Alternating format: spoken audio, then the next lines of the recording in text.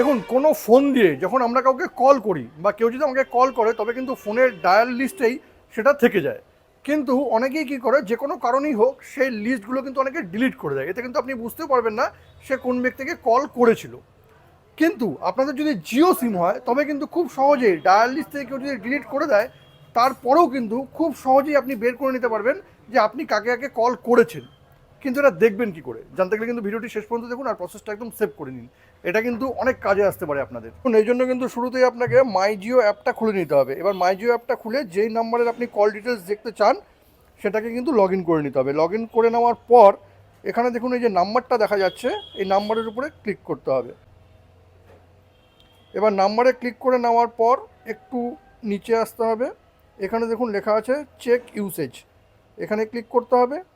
এবার এখানে ক্লিক করে নেওয়ার পর দেখুন উপরে আছে কলস, এখানে ক্লিক করতে হবে। এবার আপনি কিন্তু এখান থেকেই দেখে নিতে পারবেন যে আপনি কাকে কাকে কল করেছেন। এই ইনফরমেশনটি যদি আপনাদের কোনো কাজে লেগে থাকে, তবে কিন্তু এটাকে অবশ্যই শেয়ার করবেন।